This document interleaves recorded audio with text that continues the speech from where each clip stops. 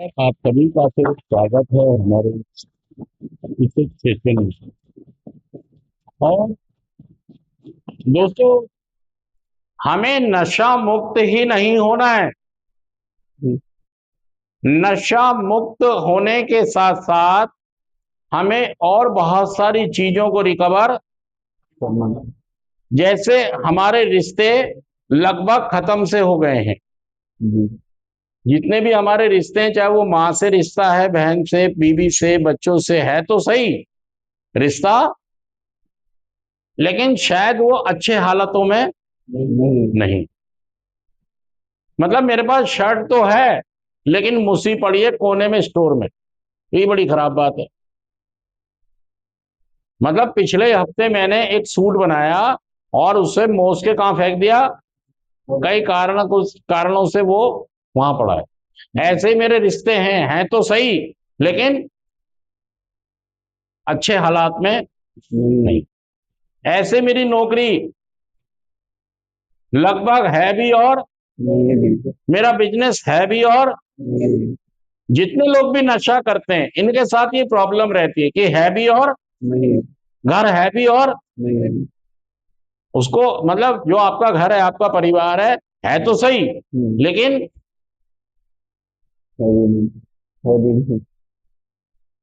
घर वाले हैं तो सही, लेकिन या तो वो नाराज है या हम नाराज। मैं कईयों की तो शक्ल देखना भी पसंद नहीं चाहता। सच कह रहा हूं, जुड़ कर बताइए ये बात। मैं कई लोगों की शक्ल देखना भी, हैं वो मेरे परिवार के सदस्य, भाई बाहर वालों से तो कोई लेना देना है ही नहीं। बाहर वालों को मुझे कोई गुस्सा नहीं आता, प्यार नहीं आता, कुछ नहीं आता। पब्लिक है, चल रही है, आ रही है, जा रही है, सब जा रहे हैं, आ रहे हैं, जी रहे हैं सब। उनसे तो मेरा कोई वास्ता। लेकिन मेरे परिवार में कुछ लोग ऐसे हैं जिनकी मैं शक्ल देखना, अब मैं ये नहीं कह रहा कि गलती है या नहीं, मैं ये कह रहा हूं कि ऐसा हो गया ऐसा।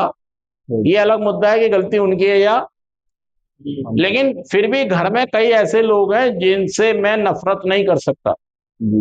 हो सकता है मेरे रिश्तों में कुछ लोग ऐसे हों जिनसे मुझे नफरत हो गई हो, लेकिन इसके बगैर हमारा गुजारा भी नहीं है।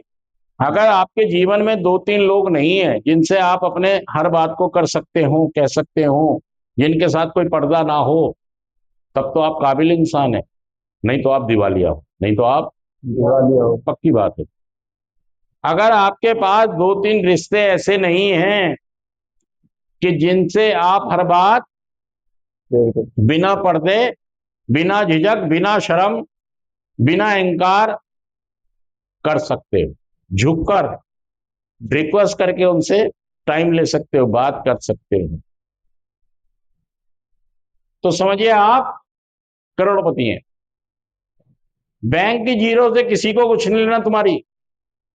तुम्हारे बैंक में, तुम्हारी जेब में, तुम्हारे घर के लॉकर में कितना पैसा, कितना कैश, सोना है, किसी को कोई मतलब।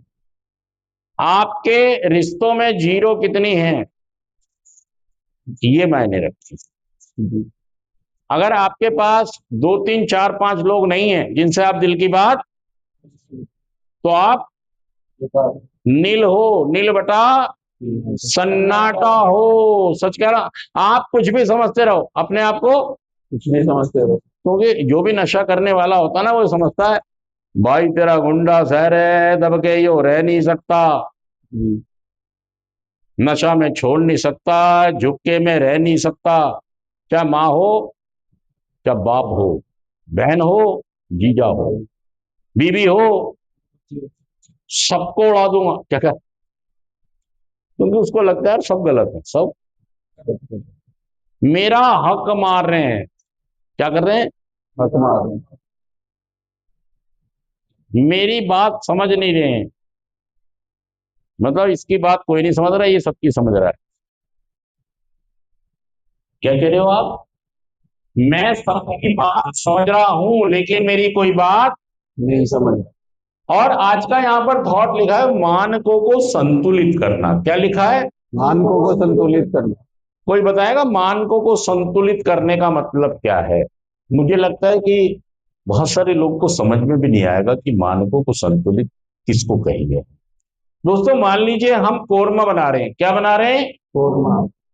एक सब्जी बना रहे हैं, मीट बना रहे हैं, कोरमा बना रहे हैं, ठीक है, ये पैन नहीं चल रहा, तुम्हारा कोरमा क्या बनेगा?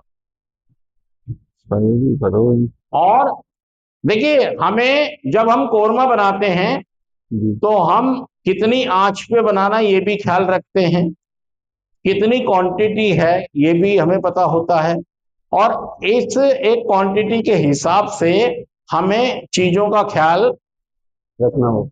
अब क्या आ गया, क्या क्या डलेगा कोरमे में? पहले तेल भी डलेगा, है ना, फिर क्या डलेगी?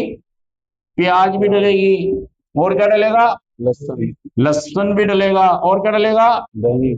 दही भी डलेगी, और क्या डलेगा? चिकन। लाल मिर्च भी डलेगी, और क्या डलेगा? चिकन। हरी मिर्च भी डलेगी, और क्या डलेगा? हाँ जी बताइए, और क्या डलेगा?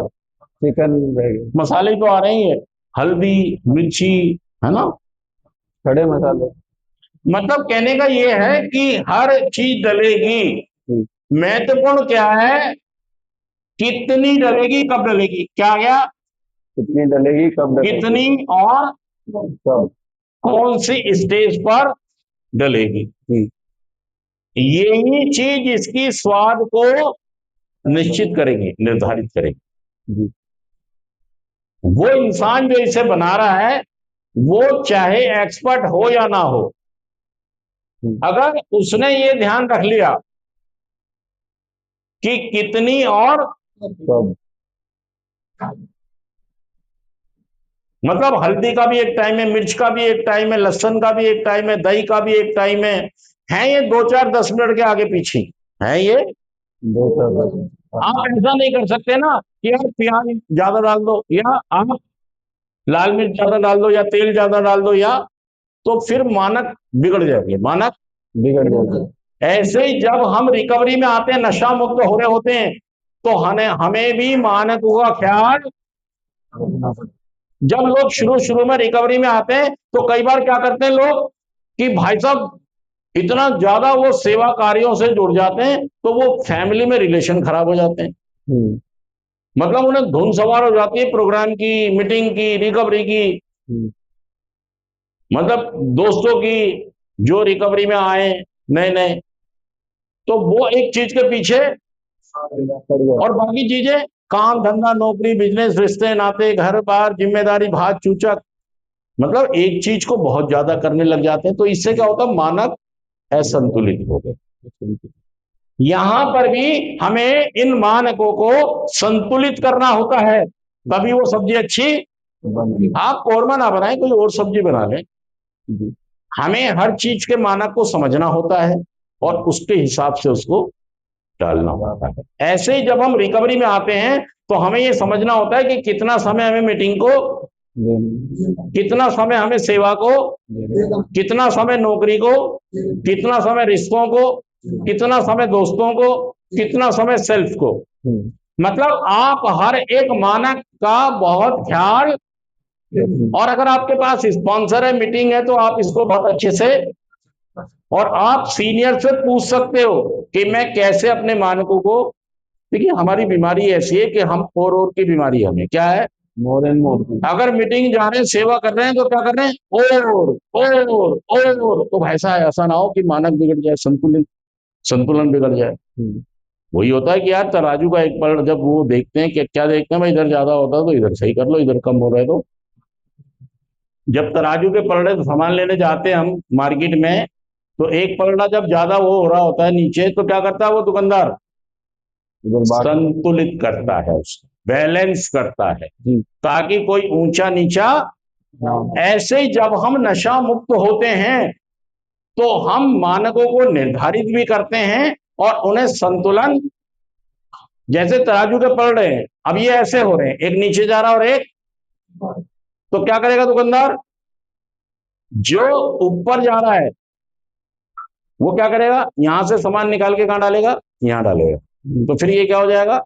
बैलेंस हो जाएगा, संतुलन आएगा। ऐसे ही जब हम नशा मुक्त होते हैं तो हम इन चीजों में संतुलन, ऐसा ना हो नौकरी में लग जाए, सारा नौकरी करते रहे, प्रोग्राम बिजनेस में लग जाए कि अब तो मेरा नशा, और बाकी चीजें ना करें, मीटिंग ही ना करें, मीटिंग ही ना जाए, प्रोग्राम ही ना करें, मतलब आपने प्रोग्राम को समझा ही नहीं और ना ही संतुलन को। आप एक चीज के पीछे